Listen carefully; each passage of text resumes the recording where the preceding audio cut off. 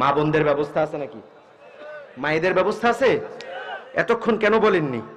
তিনাদের হক নষ্ট হলো না? মায়েদের জন্য দু চারটা কথা বলবো। আমাদের আলোচক এসেছে? আলোচক আসছেন নাকি? আসবেন। কোন জায়গা থেকে রওনা করেছে? এখান থেকে। আমাদের মা বোনদের জন্য দু চারটা কথা বলি নাকি? মা বোনদেরকে, স্ত্রীদেরকে ইবাদতের ক্ষেত্রে আমরা একটু ছোট মনে করি। কেমন?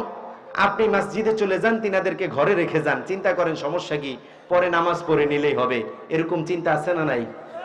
তিনাদের মনে হয় জান্নাতের প্রয়োজন নাই, জান্নাতের বাইরে থাকবে আর আপনি জান্নাতের ভিতরে থাকবেন নাকি?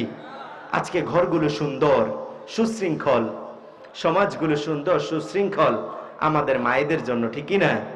বোনদের জন্য, স্ত্রীদের জন্য। আবার ঘরে অশান্তি তাদের জন্য আছে না নাই? নাই, নাই। আপনারা বলেছেন আছে না নাই? একটা কথা বলে না, আমাদের সমাজে সংসার সুখের হয়। সবাই জানে সংসার সুখের হয়। পরের লাইন জানেন?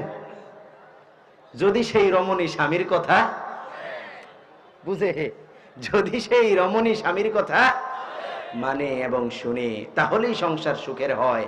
আমার মায়েদেরকে আল্লাহর হাবিব বললেন, চারটা প্রেসক্রিপশন দিচ্ছি, এই চারটা কাজ যে নারী করবে, আল্লাহর অনিন্দ সুন্দর জান্নাতের সার্টিফিকেট আমি নবী দিয়ে দিব। সুবহানাল্লাহ বলেন। এবার আজকে আপনি গিয়ে আপনার মাকে, আপনার বোনকে, আপনার স্ত্রীকে বলে দিবেন কয়টা কাজ। এক নম্বরে বললেন, আল মারআতু ইযা সাল্লাত খামসাহা, কোন নারী যদি 5 ওয়াক্ত সালাত ঠিকঠাক ভাবে বিনয়ের সাথে সুন্দর করে আদায় করে, চারটা কাজের মধ্যে এই একটা কাজ যদি সুন্দর করে করে, আল্লাহর অনিন্দ সুন্দর জান্নাতটা আল্লাহ তাদেরকে দিয়ে দিবে। 2 নম্বরে বললেন, সামাত শাহরাহা, রমজানুল মুবারক যখন তোমাদের মাঝে চলে আসে, তখন রমজানের সিয়ামটা ঠিকঠাক ভাবে রাখো। ঠিকঠাক ভাবে কিভাবে রাখবো? এই সিয়ামটা যেন নষ্ট না হয়, সিয়ামটা যেন নষ্ট না হয়, সিয়ামটা যেন নষ্ট না হয়। সিয়াম কিভাবে নষ্ট হয়? আল্লাহর হাবিব বললেন, আস-সাওমু জুন্নাহ, সিয়াম হচ্ছে ঢাল স্বরূপ, কিন্তু খবরদার ঢালটা যেন কখনো ছিদ্র না হয়। সাহাবায়ে কেরাম বললেন, ইয়া রাসূলুল্লাহ, ঢালটা আবার ছিদ্র কিভাবে হয়? আল্লাহর হাবিব বললেন, ঢালটা ছিদ্র হয় দুইটা কারণে। এক হচ্ছে আল গীবা, যখন কেউ গীবত করে সিয়াম নামক ঢালটা ছিদ্র হয়ে যায়, মানে সিয়ামটা নষ্ট হয়ে যায়। 2 নম্বরে বললেন বিক্কাযিবিন, যারা মিথ্যেবাদী, মিথ্যে কথা বলে, তাদের সিয়ামটা আস্তে নষ্ট হয়ে যায়। তার মানে সিয়াম অবস্থায় এই 2 কাজ করা যাবে। সবাই বলেন যাবে। সিয়ামের বাইরে করা যাবে নাকি? সিয়ামের বাইরে করা যাবে? গীবত এবং মিথ্যে কথা, এই 2 কাজ সিয়াম রাখা অবস্থায় এবং সিয়ামের বাইরে করা যাবে? যাবে নাকি?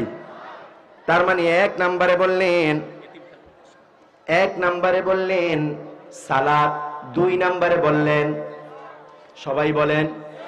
এখনই যদি ভুলে যান, বাসায় যেতে যেতে তো আপনার লুঙ্গিও তো মনে হয় থাকবে না, সবকিছু রেখে চলে যাবেন। 1 নম্বরে কি বললেন?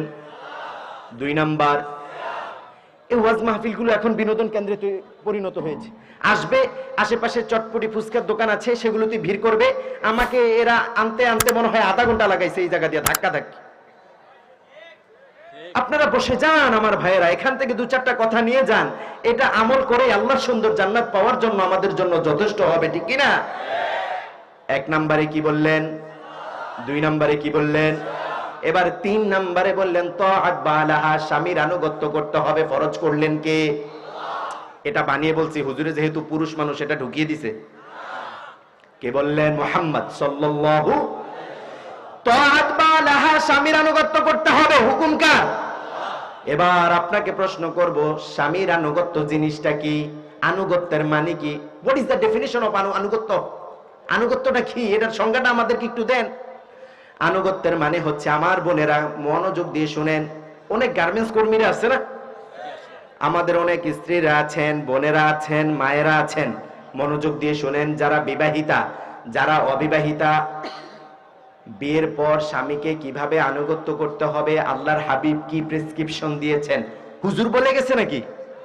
কে বলেছে? মুহাম্মদ। আর আস্তে বলেন, মুহাম্মদ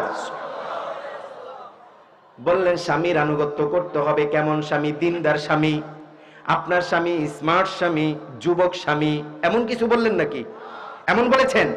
বললেন তোমার স্বামী হোক বৃদ্ধ হোক যুবক, যদি তোমার স্বামীর গায়ের রংটা হাফসি কালার হয় অথবা ফর্সা হয়, তোমার স্বামী যুবক হোক কিংবা বৃদ্ধ হোক, ধনী হোক অথবা দরিদ্র হোক, দিন মজুর হোক অথবা পার্লামেন্টের মিনিস্টার হোক, তাতে কোনো কিছু যায় আসে নাকি?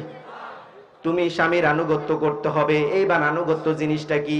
স্বামী যেই জিনিস পছন্দ করে, যেই জিনিস আদেশ করে, নিঃশর্তে নিঃসংকোচে কোনো প্রকার মুখ বাঁকা করা ছাড়া, হুতুম পেঁচার মতো করা ছাড়া হাসি মুখে মেনে নেওয়ার নামই হচ্ছে আনুগত্য। আরো আসতে ঠিক? এবার কোনটার নাম আনুগত্য? আপনার স্বামী যেই জিনিস অপছন্দ করে, পছন্দ করেন না এমন কাজ, এমন কথা, আপনার স্বামী নিষেধ করেছে এমন কাজ, এমন কথা, কোনো প্রকার শর্ত ছাড়া, কোনো প্রকার সংকোচ ছাড়া হাসি মুখে মেনে নেওয়ার নামই হচ্ছে আনুগত্য। বুঝতে পারছেন তো? কেমন আচরণ করবেন স্বামীর সাথে? স্বামী সারাদিন কষ্ট করে, গার্মেন্টসে কাজ করে, কষ্ট করে, বসের ধমক ঝাড়ি গালিগালাজ খাওয়ার পর ঘরে ঢুকছে, আপনি সাথে সাথেই চিৎকার চেঁচামেচি শুরু করে দিচ্ছেন, এমনই করবেন নাকি? আরো আসতে বলেন, এমন করবেন? তিনি দরজায় নক করেছে, কি করেছে? দরজায় নক করেছে অথবা কলিং বেল দিছে, আপনি শুনলেন তিনি যে এসেছে, সামওয়ান কামিং, কেউ একজন আসছে, আপনি হালকা শুনতেছেন, যেটা আপনার স্বামী হতে পারে, কারণ স্বামীর হাঁটার স্টাইল, সাউন্ড, এটা সবচেয়ে ভালো জানে কে? আরো আসতে বলেন, জানে কিনা? এবার আপনি আপনার ফোনের রিলস অথবা টিকটকের শর্টস দেখতেছেন। কি করতেছেন? টিকটকের শর্টস দেখতেছেন। আপনি চিন্তা করছেন তিনিই তো আসছে, করুক না, দুই একটা নক করুক, একটু দাঁড়িয়ে থাকুক, কেমন যেন একটু ভালো লাগা কাজ করে। তিনি নক করলেন, আপনি আপনার কাজ করতেছেন। যদি তিনি আর একটু বিরক্ত হয়ে আরো কয়েকবার নক করে দৌড়ে এসে দরজাটা খুলেই আগুনের মতো চেহারাটা করে বলবে, 2 মিনিট সহ্য হয় না? বলে কিনা? বলে কিনা? কিন্তু এটা কি উচিত ছিল নাকি আমার ভাইয়েরা? এটা উচিত ছিল? আপনার উচিত ছিল কি? আল্লাহর হাবিব বললেন, স্বামী যখন আহ্বান করে, যখন ডাকে, দ্রুত দৌড়ে যাও। তিনি একটা উপমা দিলেন, যদি তুমি রুটির খামিরও করতে থাকো, তাহলেও সেটা থেকে আলাদা হয়ে কোন দিকে? স্বামীর কাছে। কোন দিকে? তিনি নক করেছে, আপনি দ্রুত চলে আসেন, এসে দরজাটা খুলে দেন। যদি সম্ভব হয় আপনি আগে সালাম দিবেন। কে? আপনি। আপনি স্ত্রী না, কে? যিনি বাহির থেকে আসছেন। আর যদি আপনি দিতে না পারেন, স্ত্রী বলবে সালামুন আলাইকুম। কি বলবে? সালামুন অথবা আসসালামু। বলেন না আসসালামু। অবশ্যই মুখে হাসি থাকতে হবে। যদি মুখ বেজার করে অথবা ধমক দিয়ে বলেন আসসালামু আলাইকুম, হইল নি? এটা হলো? আচ্ছা, আপনাদের যে ফর্মালিটিস আছে, মনে হচ্ছে এখানে আমার কাছে একটা আবেদন আসছে, মার্কাজুল কোরআন মাদ্রাসা। আচ্ছা, এটা ইয়েতিমখানা। দায়িত্বশীলদেরকে পাঠিয়ে দেন, একদম নিজের মনে করে একটু সাদাকা করেন। আমার কথা বুঝতে পেরেছেন? আলোচনাটা একটু শুনেন, আমি শেষ করে দিচ্ছি, বিরক্ত হচ্ছেন? আর 5 মিনিট বলে যাই। কোন প্রকার সাউন্ড হবে না ইনশাআল্লাহ। সাউন্ড হবে নাকি? খুব গুরুত্বপূর্ণ স্বামীর আনুগত্যের বিষয়। আপনাদের বিষয়ও আছে। আমার তো কথা বলতে কষ্ট হচ্ছে, তারপরও চিন্তা করলাম বলে যাই, এগুলো বলার দরকার আছে না নাই? স্বামী আসছে, আপনি চেহারাটা গোমরা করে রাখবেন না, তার সাথে হাসতে হাসতে কথা বলতে বলতে আপনি বেডরুমে যান। কোথায়? কোথায়? অথবা তিনি যেখানে বসেন সেই রুমে যান, কথা বলেন, সারা দিন আপনার কেমন কেটেছে? অফিসে কারো সাথে আপনার ঝগড়া বিবাদ হয়েছে নাকি? কারো সাথে তর্ক বিতর্ক হয়েছে নাকি? নতুন করে নতুন কোনো ঋণ করেছেন নাকি?